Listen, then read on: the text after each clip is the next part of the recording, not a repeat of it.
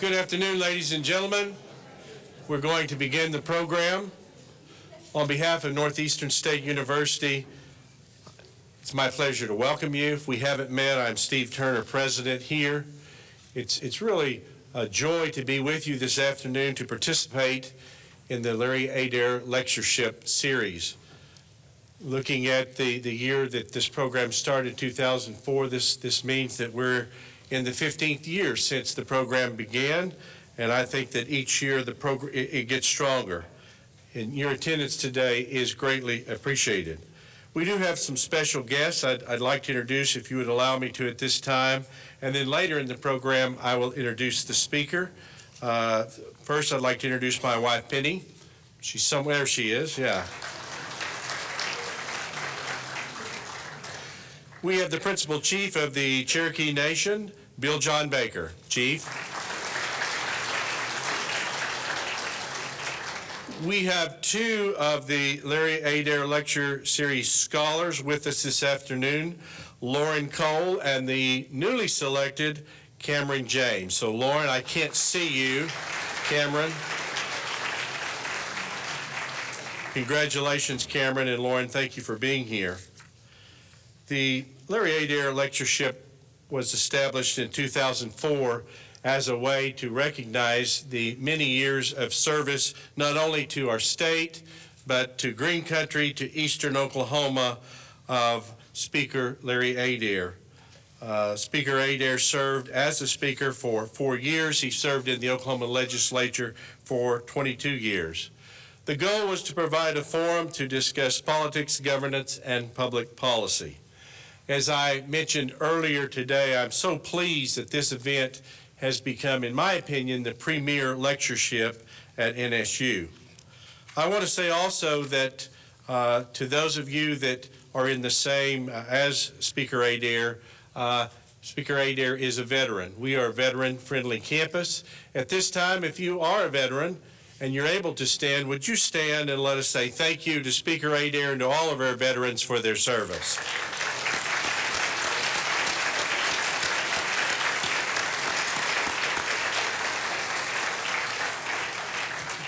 God bless you for your service. I also want to say that Larry was a teacher, principal, superintendent, and understands the challenges and opportunities that exist in the three systems of public instruction in Oklahoma. He's a champion for the students at Northeastern State, and students to you. He is also a very generous donor. So I want to say a big thank you. It is my pleasure to ask them to stand and wave at you, the namesake of today, and his wife, Jan, Larry Adair. The Adairs, please.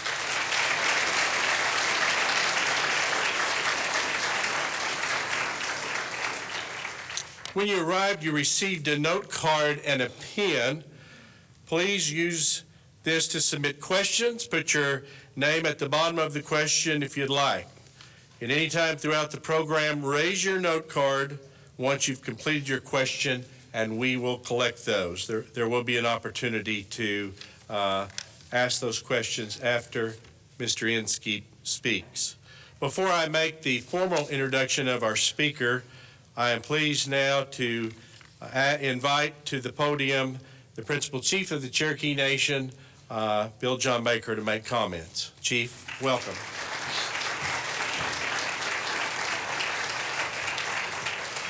OCL, it truly is an honor to be here and see this many people coming out for this particular lecture. Now, you talked about Larry Adair, and he became many great things, but he was born Cherokee.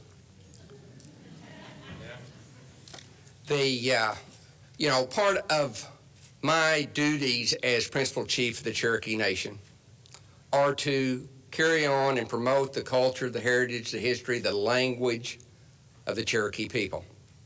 And anytime you have an author that comes through telling it like it is, educating folks all over the country and the world as to part of our long and storied history that has been left out of history books for far too long.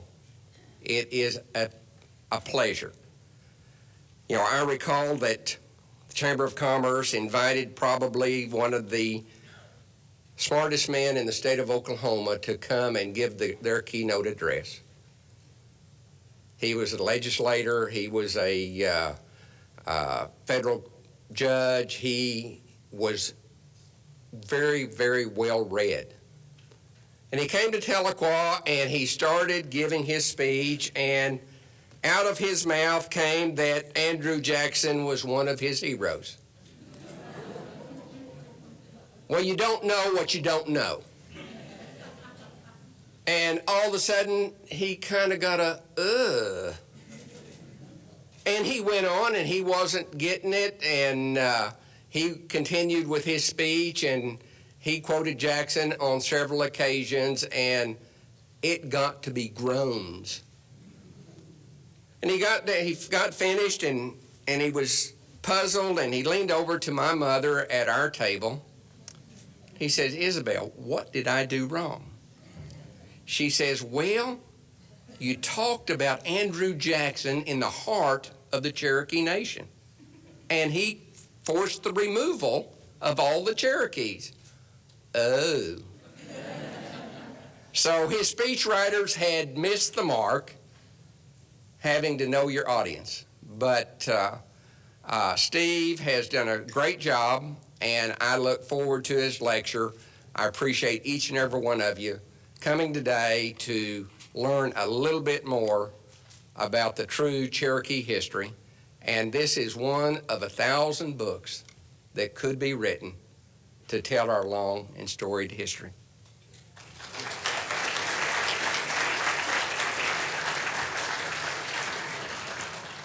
Thank you, Chief Baker. It's now my pleasure to introduce our 2019 Larry Adair Lecturer. Many of you know his voice from NPR's Morning Edition, where Steve Inskeep has hosted the program from New Orleans, Detroit, Karachi, Cairo, Houston, Tehran, investigated Iraqi police in Baghdad, and received a 2006 Robert F. Kennedy Journalism Award for The Price of African Oil on Conflict in Nigeria. Just last week, he reported from Broward County, Florida, on the first anniversary of the Parkland school shooting. By the way, I mentioned he had broadcast from all these places, but he had not broadcast from NSU, in the heart of the Cherokee Nation, in eastern Oklahoma. So he has an open invitation. When we let him come back and broadcast live?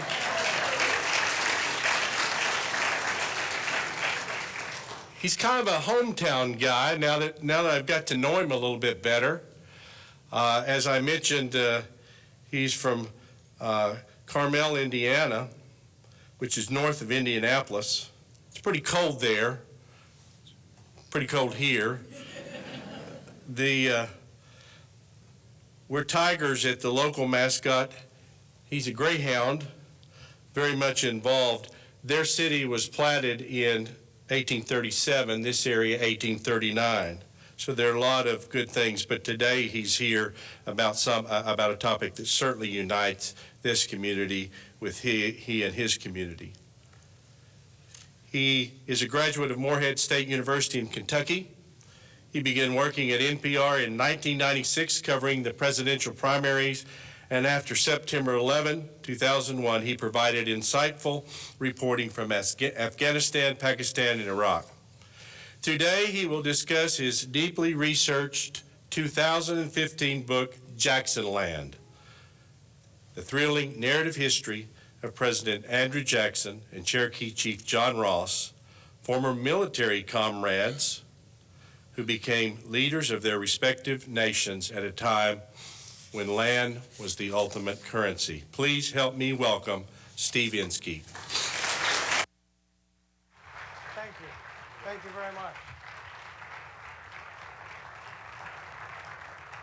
Thank you. Good afternoon, everybody. It's an honor to be here, and especially to be in front of this crowd, which is, I have no doubt, so knowledgeable already about the topic that I'm going to attempt to say something about. President Turner, thanks for your kind words. Chief Baker, I will try to know the audience a little bit better if I can manage to do so. if I can manage to do so. I was thinking that every public speaking engagement that I have is an opportunity for me maybe to impart some information, but also to learn. And I think that's especially true here today. And Speaker Adair, I'm honored that you would include me in this series that is so well praised here and so well respected here, and I'm delighted to be with you all. I want to tell a little bit of a story of two men, as you heard, Andrew Jackson and John Ross. It is also a story of American democracy. It takes place in a period of bitter, ruthless, nasty, deadly politics, in no way like today, right? Nothing whatsoever. One of the characters is Andrew Jackson, maybe not too well regarded here, in fact, not too well regarded in a lot of the country today, but was in his own time and for a long time afterward regarded as a hero of American democracy, a man who rose to power at a time when the political system was opening up, when more and more people had the right to vote so long as they were white men. The franchise was expanding to include all white men, which it had not been at the beginning of the country. But there's another character that I want to primarily focus on today, and it is the other character, John Ross. And it's my respectful suggestion that Ross and the Cherokee Nation that he represented also added significantly to American democracy and to our democratic tradition in their battle against Andrew Jackson. I'd like to read just a little bit, if you will indulge me, from the beginning of Jacksonland so that we can get a sense of the landscape over which Jackson and Ross contended for more than 20 years, and what kind of a person he was and what kind of a background he had. Before he was chief, and before he met Andrew Jackson, John Ross was a young man navigating his complex and perilous world. And this is how we first encounter him. At the age of 22, he bought a boat. It was a wooden flatboat, a raft with some housing on the deck, and on that boat at the end of 1812, he set out on the Tennessee River. He started somewhere around the site of present-day Chattanooga, Tennessee, and this boat and its crew floated westward with the current, a speck on the water, dwarfed by riverside cliffs that marked the river's passage through the Appalachians. Ross was traveling several hundred miles toward a band of Cherokees living west of the Mississippi. Some had already moved there at that very early date. He intended to sell them the cargo on his boat: calico, gingham, buttons, beaver traps, shotguns. But the westward course of the Tennessee River had a way of testing travelers.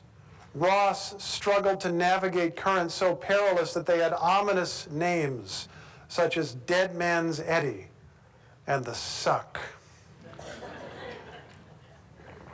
Can you imagine being on a boat and someone says, "We're coming up on the Suck"? He grew so frustrated after days on the water that he stopped at a riverside settlement to sell his boat, trading for a keel boat that was narrower and more maneuverable. His crew heaved their cargo from one boat to the other, and then Ross and the crew crashed through 40 miles of whitewater known as Muscle Shoals, scraping on shallows and passing islands piled with driftwood. At last the water calmed, and the boat followed the river's great bend northward toward the Ohio. Anyone covertly studying the boat would have seen 4 men on board. Ross was black-haired, brown-eyed, slight but handsome. Each of his 3 companions could be described in a phrase: a Cherokee interpreter, an older Cherokee man named Calcity, and a servant. But Ross was a bit harder to categorize. He was the son of a Scottish trader whose family had lived among Cherokees for generations in their homeland in the southern Appalachians. Ross was an aspiring trader himself, yet he also had a solid claim to his identity as an Indian. A man of mixed race, he had grown up among Cherokee children, and in keeping with Cherokee custom, he received a new name at adulthood, Kuaskui, said to be a species of bird. How'd I do on the pronunciation there? Did I do okay? No one wants to criticize that? Later, I'm sure you will. Whether he was a white man or an Indian became a matter of life and death on December 28, 1812. In Kentucky, as Ross later recorded in a letter, we was hailed by a party of white men. The men on the riverbank called for the boat to come closer. Ross asked what they wanted. "Give us the news," one called back. Something bothered Ross about the men. "I told them we had no news worth their attention." Now the white men revealed their true purpose. One shouted that they had orders from a garrison of soldiers nearby to stop every boat descending the river to examine if any Indians was on board, as they were not permitted to come about that place. "Come to us," the men concluded, "or we'll come to you." Ross didn't come. "Damn my soul if those two are not Indians," one of the men shouted, referring to two of Ross's crew. The man added that he would gather a company of men to pursue and kill them. Ross came up with an answer. "These two men are Spanish," he said. The white men demanded that the Spaniards prove their identity by speaking Spanish. Peter, the servant, actually could, but the white men still insisted it was an Indian boat and mounted their horses and galloped off. Now, John Ross had to assume the white men were serious. The United States had declared war on Britain that year, and some native nations had joined the British side, killing white settlers, fighting alongside British troops, and throwing the frontier into turmoil.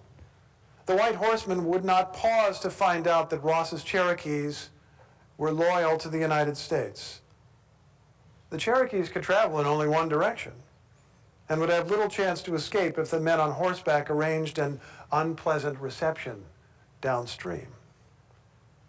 So Ross decided on a precaution. He whitened the boat.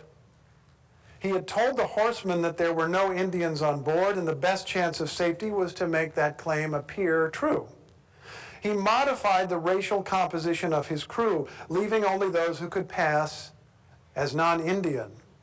Ross could pass, as could the Cherokee interpreter, who, like Ross, was an English speaker and a mixed blood, parlance for part white and part Indian. The servant, likely a black man, would be ignored. Only old Calcetee was a full-blooded Cherokee with no chance to fool anybody. His mere presence might even cause the others to be perceived as Indians. This apparently was Ross's thinking because, as he confided later, we concluded it was good policy to let Calcetee out of the boat. The old man would have to set off overland and meet the craft later. The remaining crew put their poles in the water and shoved the keelboat toward whatever lay ahead.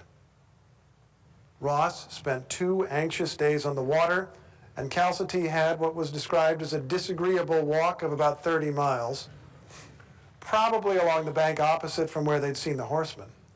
Finally, the old man rejoined the boat downstream, and they all floated to a safe haven, Fort Massac on the Ohio River, manned by professional soldiers who could tell friend from foe.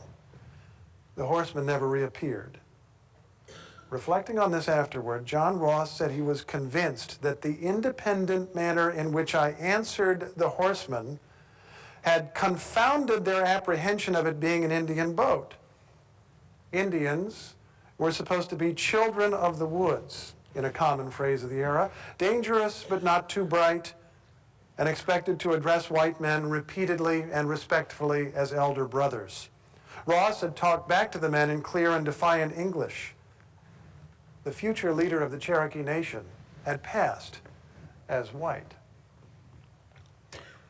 I begin the book with that story because, to me, it represents a lot of what was going on in America and in the Cherokee Nation at that time, and foreshadows many of the themes of the 20-odd years that were to follow.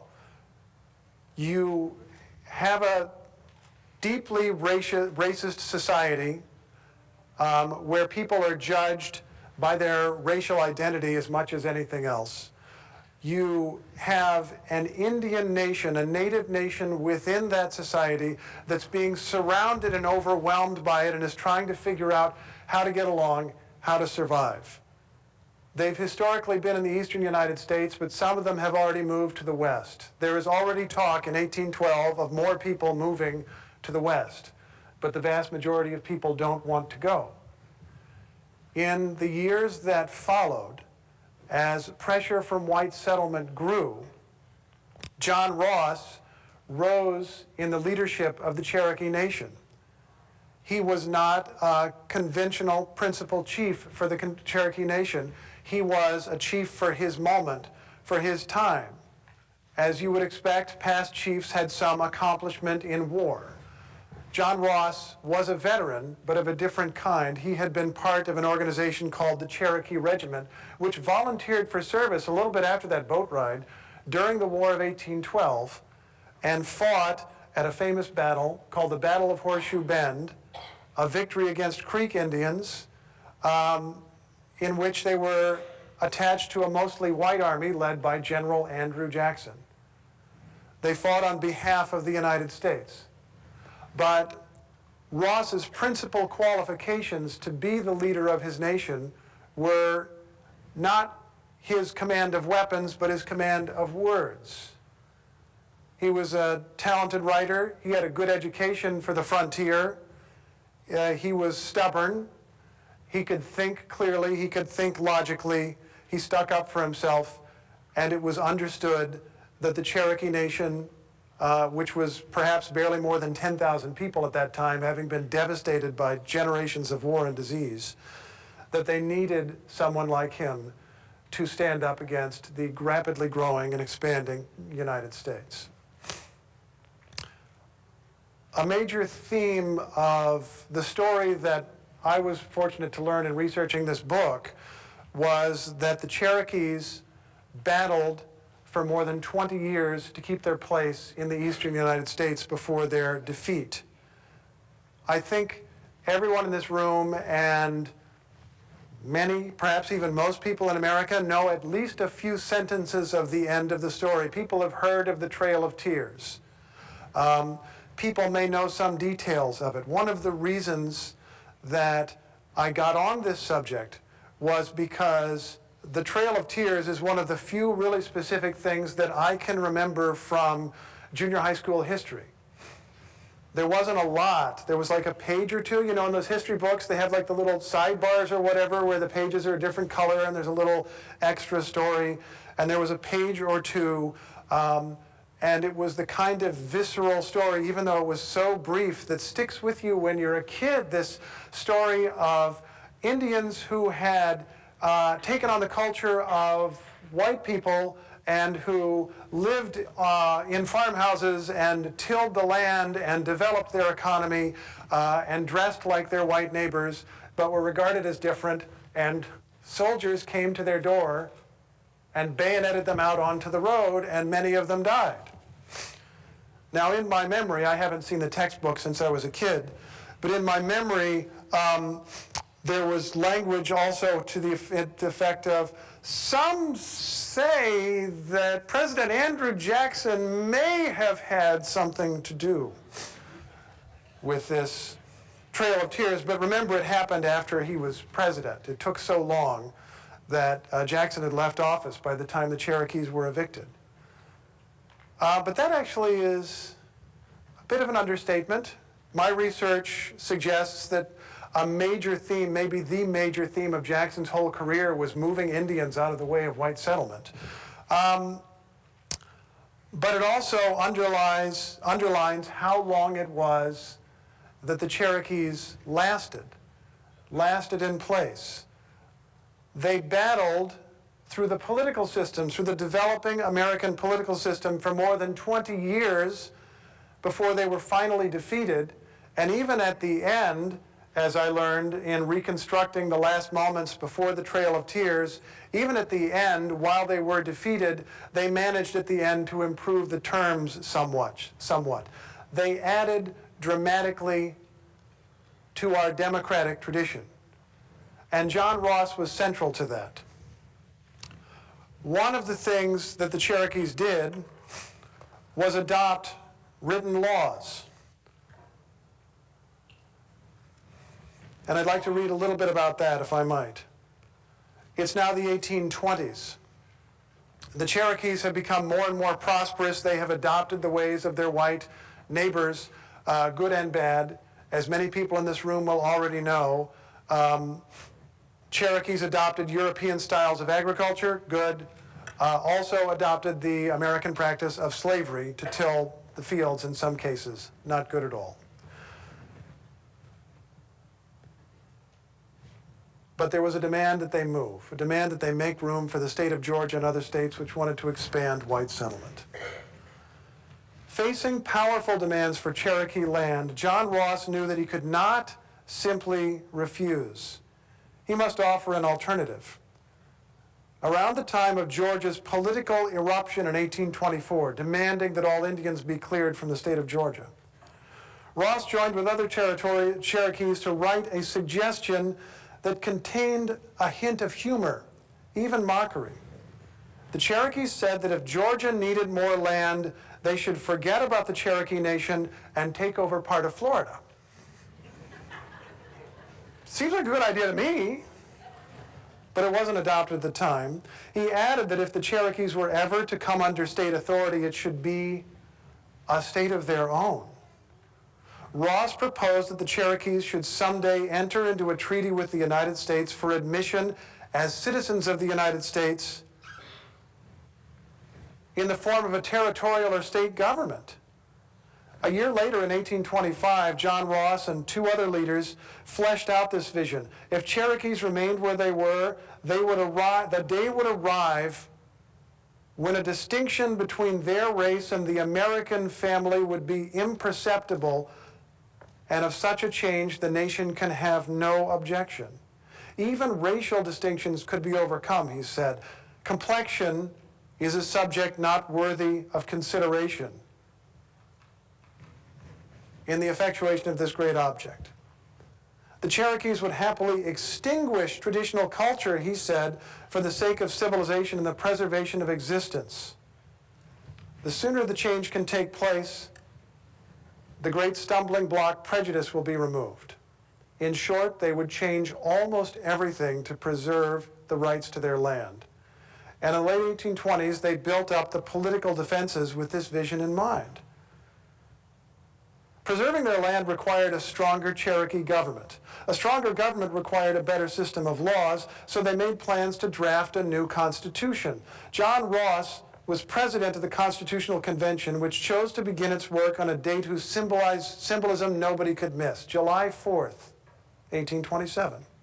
As presiding officer, Ross held the same position at the Cherokee Constitutional Convention that George Washington held in the meetings that produced the U.S. Constitution 40 years earlier. Like Washington, Ross soon afterward became the first leader to be chosen under the Basic Law, whose creation he had just overseen. There was poetry in this parallel, since the Cherokee Constitution was the ultimate achievement to grow out of a civilization program that had been promoted by George Washington, encouraging native nations to adopt the ways of white civilization. Ross and the Cherokees were committing an act of political jiu-jitsu, taking the force of an opponent's blow and turning it against him. The Founding Fathers had offered civilization as a means to humanely pacify and displace the Indians. The idea was that if natives turned to farming, they wouldn't need as much land as they did for hunting, and suddenly they'd have a bunch of real estate and you could do a deal, you know. They wanted to humanely displace the Indians.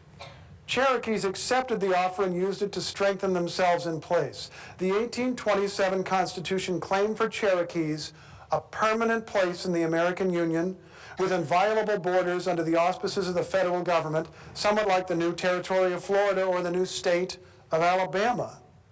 When it became apparent what the Cherokees were doing, white leaders were shocked. Cherokees were acting as if federal Indian policy meant what it said, rather than what it actually meant. They went ahead and drafted a constitution which in many ways was modeled off the United States Constitution. Instead of beginning "We the People," it begins "We the People of the Cherokee Nation."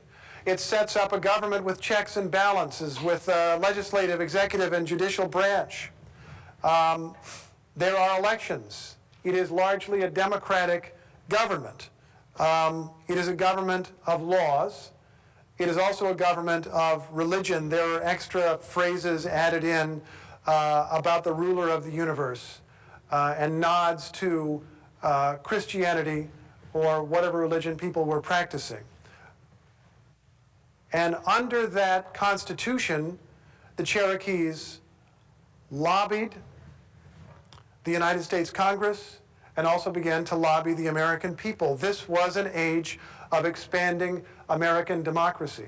It was an age when the people at large, granting that many still did not have the right to vote, but those who could vote had more and more power, or the possibility of seizing more power over time. This was an age in which the people were informed or inflamed or misinformed by an ever more vibrant news media. There were more and more newspapers, and news would spread across the country. The United States Mail, a newspaper with a news article would be sent across the country in different places and be reprinted in many newspapers if it was important news. And there was a national conversation that was beginning. The Cherokees joined that national conversation. They performed under John Ross another act of political jujitsu. Christian missionaries had come from New England to bring the word of God to the Cherokee nation. They lived among the Cherokees. The Cherokees understood that the missionaries could also be used to send the word of Cherokees back to the United States proper, the rest of the United States. The missionaries became advocates for the Indians and the preservation of their rights, mounted letter-writing campaigns, wrote the equivalent of op-ed articles, lobbied their members of Congress, and more. They spoke for the Cherokees. The Cherokees also spoke for themselves. There is today in Tahlequah a newspaper called the Cherokee Phoenix, is there not? And as many of you know, there was a newspaper called the Cherokee Phoenix beginning in 1828, published in North Georgia, in what was then the Cherokee Nation. It is one of the first examples, I can find only one that is older, one of the first examples of people of color in the United States founding their own newspaper so they could tell their own stories in their own voices, in their own way. And even though the circulation appears to have been very small, maybe only a few hundred, many of those papers would go to other newspapers across the United States, and the articles would be reprinted in larger papers. Or they would be argued with or responded to. They were influencing the national conversation. As the years went on, John Ross, who was a very popular leader of the Cherokee Nation, employed other democratic techniques. Not just lobbying Congress, not just the news media, but nonviolent protest. And I want to do one more reading, talk a little bit about that, and then invite your discussion and your questions and telling me everything that I got wrong.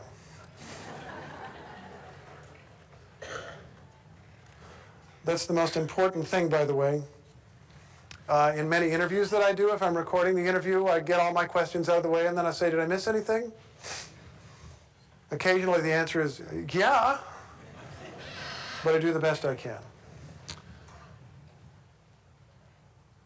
The Cherokee Nation used democratic methods against the great leader of American democracy, Andrew Jackson, war hero, popular general, who became an extremely popular president, who won in a landslide in 1828. He had been defeated for election in 1824, and he argued that the results were massively unfair. Everything was unfair. Everybody was conspiring against him. All the rules were rigged. So he said in his Twitter account day after day after day.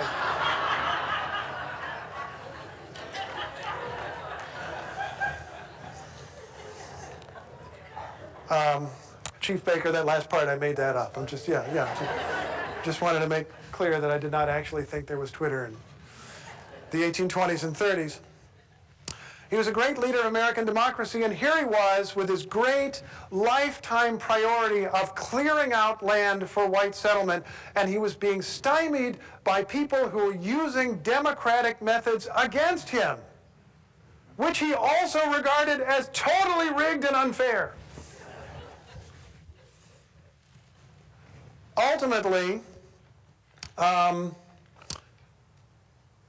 the Jackson administration attempted to use democracy against the Cherokees. They were convinced that the Cherokee leaders were a bunch of out-of-touch elitists, and that if only they could get to the ordinary people, the common people would see the value of taking some money from the United States and moving west of the Mississippi River. And so mass meetings were set up, elections were arranged, and John Ross's side would get 95% of the vote. It was pretty bad. And so they turned to less democratic means and ultimately signed a treaty with what I think we can fairly describe as a renegade faction, or let us say an elite faction of Cherokees who sincerely believed that it was time to go, that encroaching white settlers were destroying the fabric of the Cherokee Nation, were destroying its culture, destroying its morals, plying the people with alcohol, committing crimes, doing horrible things, and it would be best for the nation to survive in a different location. This is what they believed. The most powerful among them was Major Ridge. He was, in many ways, a more traditional Native leader. He had been extremely courageous and ferocious in war. He had killed people. He had even committed extra-legal assassinations when people needed to be put out of the way in years past. But he had also been a powerful supporter of the civilization program and a powerful supporter from time to time of Chief John Ross. But in the end, as Ross was fighting stubbornly year after year after year, Major Ridge, who considered himself a friend of Andrew Jackson, by the way, saw things differently. And I'd like to read one more bit here. Why was it that Major Ridge proceeded to put his signature, along with a number of other key Cherokee leaders, on a treaty that didn't have the sanction at all of the Cherokee government, of the legitimate government, of the government that had been elected in the last election that they were able to run? There is one account of a speech that Major Ridge is said to have given at New Echota, which had been the capital of the Cherokee Nation. The Georgians, he said, have shown a grasping spirit lately, but I can do them justice in my heart. They think the Great Father, the President, is bound by a compact of years ago to purchase the country for them, and they justify their conduct with that end in view. They are willing to buy our lands. We can never forget our homes, I know, but an unbending iron necessity tells us we must leave. Any forcible effort to keep them will cost us our lands, our lives, and the lives of our children. It was an eloquent speech, although it's uncertain that Ridge ever said that. It only appeared in print 50 years later, and even then was recorded by a sympathetic white Georgian who was unlikely to be familiar with the original Cherokee. Better evidence of Major Ridge's thoughts is contained in the letters of his son and nephew, who probably reflected some of his views. John Ridge, the son, recorded the sufferings of the Cherokee people and the unrealistic stubbornness of Chief John Ross as he saw it. Elias Boudinot, his nephew, who had been the publisher of the Cherokee Phoenix, argued for the right of an elite group like the Treaty Party, as it was called, to make the decision for the people at large. Never pretending to command a majority in this age of majority rule, Boudinot knew that he must explain. And he wrote, if 100 persons are ignorant of their true situation, we can see strong reasons to justify the action of a minority of 50 persons to do what the majority would do if they understood their condition. The minority must save the people from destruction and from moral degradation. This is another thing that we have difficulty relating to, right? The idea that most of our fellow citizens are idiots. We never think that today, right? Okay, maybe sometimes we do, but this is the essential challenge of democracy. One of the essential challenges. One of the fundamental principles, and not the only one, is majority rule. And what to do when the majority is against you, against your point of view. The Treaty Party made a controversial choice that they believed was best for themselves and that they believed was best for the people of the Cherokee Nation. It was, as many people in this room already know far better than I, a fatal choice for a number of them who were later killed for their decision. But it was that treaty that paved the way for the Trail of Tears, that paved the way for Indian removal, as it was called. It did not happen until there was one last act of democratic protest, nonviolent protest by the Cherokee Nation. I find this significant. It's 1838. It's far more than a century before the civil rights movement of the 1950s and 60s.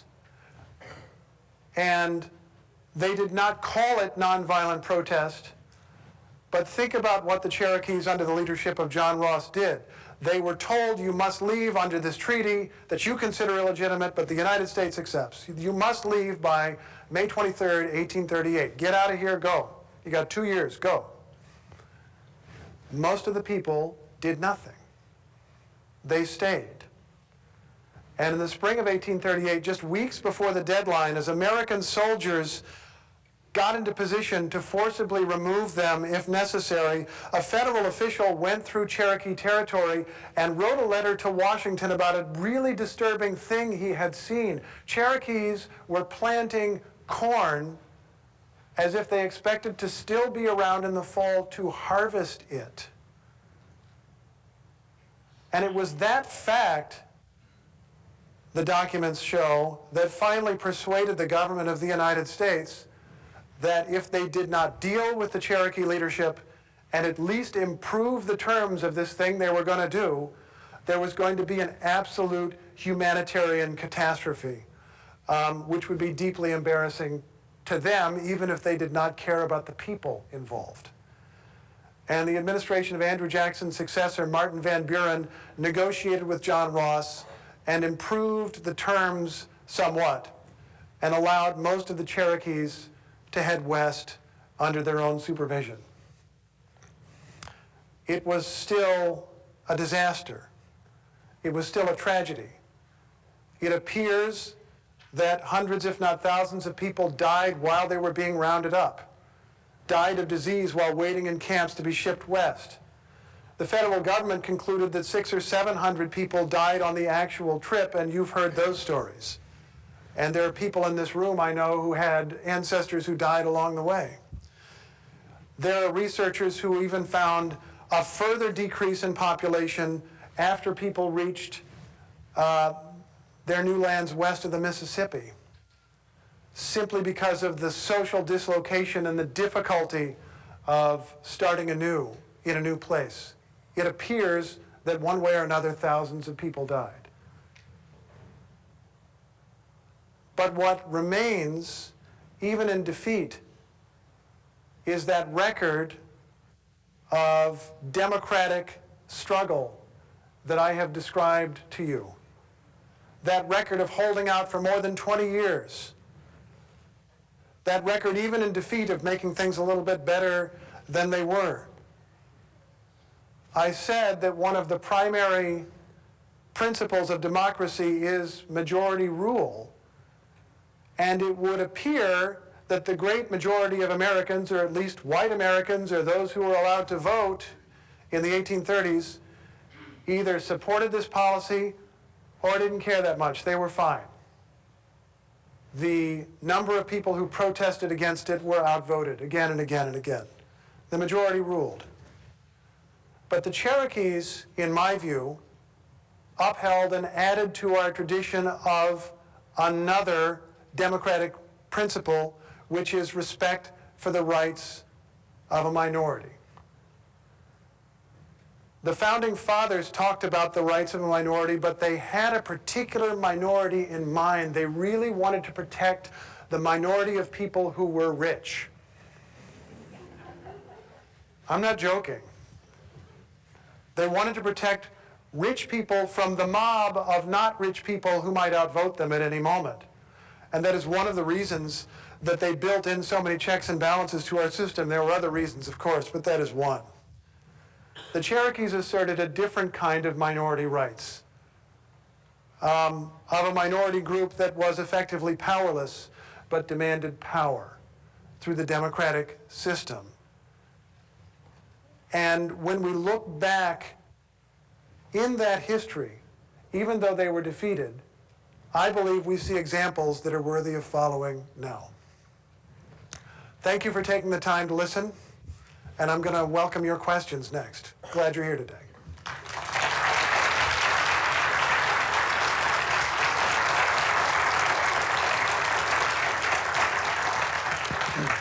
Now, how's this going to work?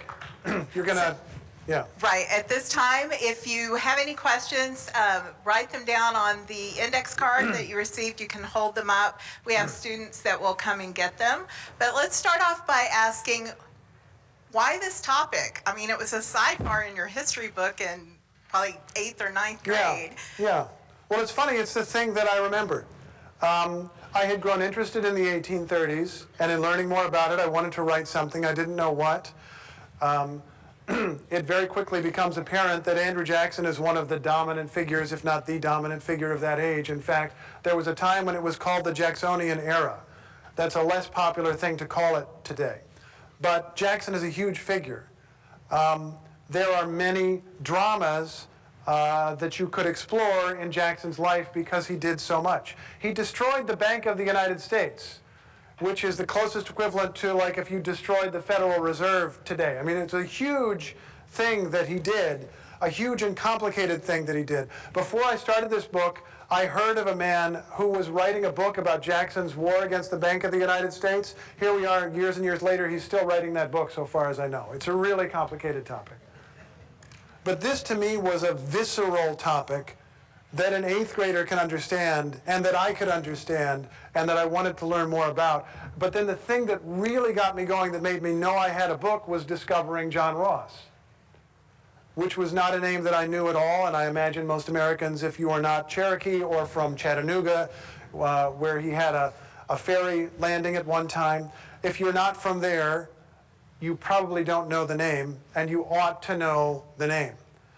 There was a time shortly after the publication of this book where I wrote an op-ed article for the New York Times, and I proposed that there ought to be a change to the $20 bill, and that John Ross ought to be on the $20 bill.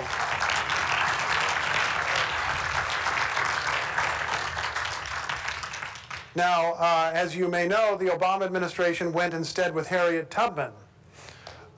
Yeah, you can applaud that. That's cool. My understanding, I don't know if the bill's actually been designed, but they've suggested that Jackson will remain on it in some way, like on the backside or something like that. And I think that actually is wonderful symbolism that this president, important and significant though he was, who was a slave owner, who at times in his life went out personally and caught escaped slaves, will be forced to share the $20 bill with someone who helped slaves escape. I think that's awesome. But that's why, because I felt it, because I could feel that story. You've mentioned a little bit about the media at that point in time. Fake news. How do you think Andrew Jackson or even John Ross would fare in today's 24-hour news cycle, social media, etc.? You know, I think they would not do badly. Not that their techniques exactly would work, but I think they would do well because they understood that the way to power was through communicating with the masses, and the way you would do that is in the media. Another fragment of history that I remember from school was that Andrew Jackson was criticized for having a kitchen cabinet, a bunch of informal advisors who were not his official cabinet, They called them the kitchen cabinet. It's kind of funny. And these were the people who were said to have real power. In researching this book, I discovered that several of the most important members of the kitchen cabinet were newspapermen or former newspapermen. He understood the media, and he went out and got some media guys to have on board. I mean, not that it would ever happen today, but it's almost as if a former president of Fox News became the White House communications director. Not that that would happen. Wait, it did happen. It's true now. But it's also true, frankly, of every president. And that sounds a little awful, it sounds a little diabolical, but in a way, it's what democracy is. And if you're using the media properly to spread honest messages to people and build democratic support, that's what democracy is supposed to be about. John Ross, I would say the same thing. He understood that the Cherokee Phoenix could be a powerful tool, even though it had a small circulation, and he was very supportive of that paper for the several years that they were able to keep it going. You got a bunch of questions there. This is going to be exciting. So some of these can be combined. One of them is, what is the most sorrowful, and I would say, I would add shocking thing that you discovered while doing your research for your book? That a lot of the death in the Trail of Tears didn't have to happen. Essentially because of slow negotiations and slow mail service. I told you that the deadline was May 23, 1838. Federal troops were ready right after that deadline to move. I told you that in Washington, hundreds of miles away from the Cherokee Nation, where John Ross was, that federal authorities finally realized after the story of the corn harvest, the corn planting, that they needed to deal with John Ross. They concluded an agreement on May 23, 1838, the actual deadline. But it took about 2 weeks to get the word to the Cherokee Nation. And during those 2 weeks, before people learned that the Cherokees would voluntarily leave, they were violently rounded up and swept into camps, which immediately were swept with disease, and where people had been taken away from their household goods or even their cooking items, and a lot of people suffered and died. And to work through the chronology of that, and to realize that one of the really worst things ever in American history, one of the really worst moments ever in American history, happened because of the mail. It didn't have to happen at all, even if you accept the broader Indian removal, felt really powerfully tragic to me. Another question asks about your resources, your source material. Can you tell us about some of the primary source material? Yes. The largest source of material for all the books that I've written, I've got a third one coming out, has been the Library of Congress in Washington, D.C. If you have ever paid a tax dollar, thank you very much, and thank yourself for the Library of Congress, because it's amazing. And you can go in there and go into the manuscript division of the Library of Congress and start looking at original documents. And some of it is on, microfilm, but often the original stuff is there. And you can go there for a while, and eventually they figure out what you're working on, and somebody points you through a door you didn't even notice before, and then somebody on the other side of that door points you through another door, and there's a guy with these red leather volumes, and he opens them, and inside them is an actual letter that Andrew Jackson wrote to his wife in 1814. They have fewer John Ross original documents, but there's a couple of volumes full of every letter that has survived that he wrote. And it's just all there, and you can deal with it. And there's an enormous amount of extra material. The Cherokee Phoenix, this is one of the great experiences of my life. They would bring out these bound volumes of these newspapers from 1828 and 1829, and I could flip through them and see not only the article that I was looking for, but also the ads that were around it and things that I didn't even know that I needed to find, and amazing stories were in there. It was wonderful. I added to that research in a bunch of ways, and one of them was by taking a road trip through the Deep South. That's the area that I call Jacksonland, the area that did belong to the 5 civilized tribes and became what we now think of as the Deep South. And one of the great things in traveling the South, as those of you who live there or from there know, you can go through the South reporting on a 200-year-old news story and still find people to interview because people are so obsessed with history. And in Florence, Alabama, there was this local amateur historian who had gathered thousands of real estate documents, which I was able to combine with other information to show that Andrew Jackson and his friends had taken land from Cherokees and then arranged for it to be sold to them. And they made a fortune. And if you've ever been to the Hermitage, Andrew Jackson's mansion in Tennessee, it was a 2-story log cabin until after Jackson made a lot of money off this Alabama land, and then it started growing into the mansion that we see today. So it was a combination of really good fortune in libraries and a little bit of on-the-ground research. And did you have a chance to reach out to the Eastern Band of Cherokees As a and matter the of Cherokee fact, Nation? yes, ma'am, I did, and they were extremely helpful. There is a museum of the Cherokee in Cherokee, North Carolina. They were extremely helpful. They had archives that they opened up to me, and I was also able, I include this at the end of the book, they have a kind of reverse Trail of Tears walk each year in a small town outside of Cherokee, North Carolina. And really all they do is they go up this road the Cherokees were herded over a mountain on in 1838, and they go up to a mountain pass on the way to Tennessee, and then they walk back down into town. It's a beautiful thing, and I got to just listen to people's stories on the way down. Were there other groups besides the Cherokee themselves that were advocating for them? You mentioned the missionaries, but were there other groups beyond There that? were other groups. I have a chapter in the book about women. So far as I know, the first mass political movement by women in the United States was conducted on behalf of the Cherokees or on behalf of the Indians more broadly. People have heard the name Harriet Beecher Stowe, who wrote Uncle Tom's Cabin, the anti-slavery novel in the 1850s.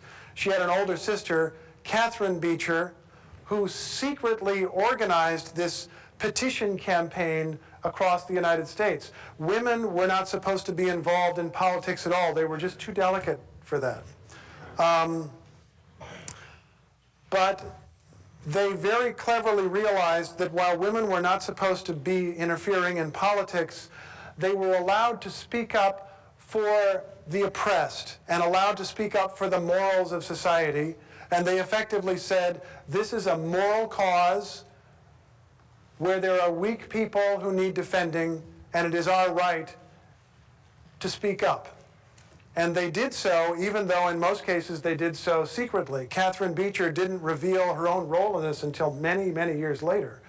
But petitions appeared and were printed in newspapers across the United States. There was widespread opposition to Indian removal, although it was not sufficient to make that much of a difference in the end.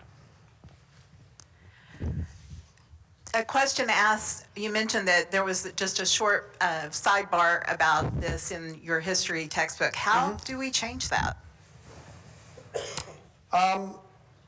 I think I can report to you that in some schools, at least, it is changing. I think that my daughters, who are 14, 9, and 3.5, well, the older ones who are in school, appear to me to be learning a much more diverse idea of America and the world than whatever I studied in my textbook in Indiana approximately 125 years ago.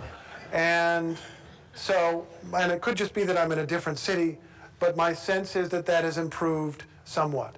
I bet that it's not improved everywhere. It could be that if I go back to Indiana and look at the textbook today, it's not that different. Pardon me? It's the same one. Could also be true. With the page that I accidentally ripped out and missing and things like that.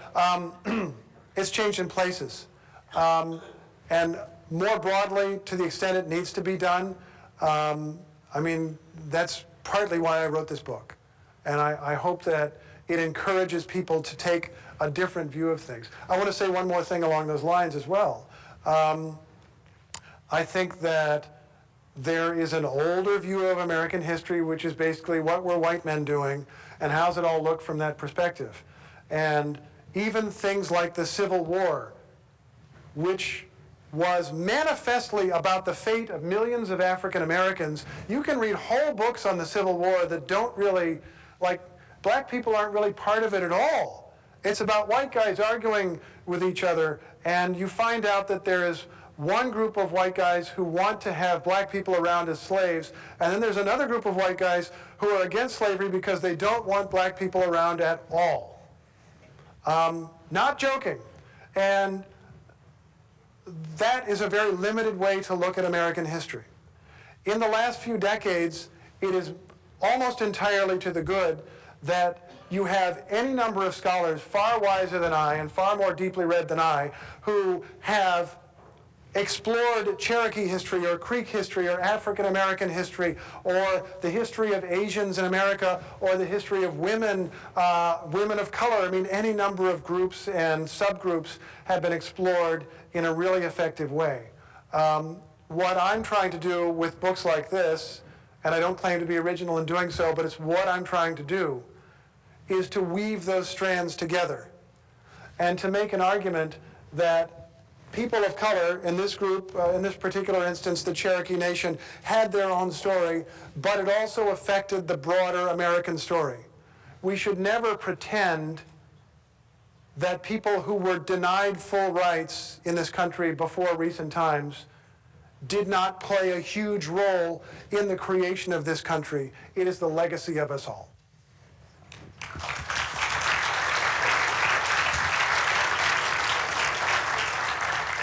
And one last question. What is next? What's your next project? Oh my goodness, thank you for asking. It's the next phase of the United States westward expansion. And it's the story of a marriage. The Western explorer John Charles Fremont, John C. Fremont, explored the Oregon Trail and then rode in 1845 into Mexican-controlled California with 60 gunmen and proceeded to begin to take over California. Became extraordinarily famous, extraordinarily wealthy. There was a magazine in 1850 that described John Charles Fremont as one of the 3 most important world historical figures since Jesus Christ. Christopher Columbus, George Washington, John C. Fremont. Because he had completed this dream of a continental nation sweeping across North America and pointing toward Asia and trade with Asia, which is central to our economy today. Fremont helped to do this. Now, he also overstated his role in doing all of these things. He was a spectacular self-promoter who also knew how to use the media of his time and did so brilliantly. He didn't actually discover all that much that was new in his explorations. What he did was go out west, have interesting adventures, and then go back and write best-selling books about his adventures. And in doing so, his editor, co-author, sometimes ghostwriter, political advisor, better half and brain was his wife, Jessie Benton Fremont, who was the daughter of a senator. There was a man who was critical of them both, who once said, "It is my opinion that Jessie Benton Fremont is the better man of the two."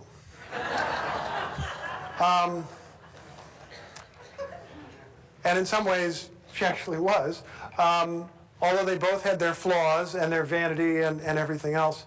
But it becomes, to me, the story of a marriage, the story of exploration, the story of expansion, the story of conflict with native peoples, and also a story of fame and a story of American democracy.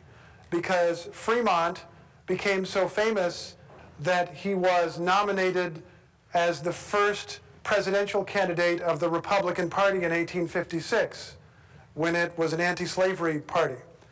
And his wife was becoming more and more prominent by that time, and she ended up factoring in the campaign literature. It was almost like a husband and wife team were running for president.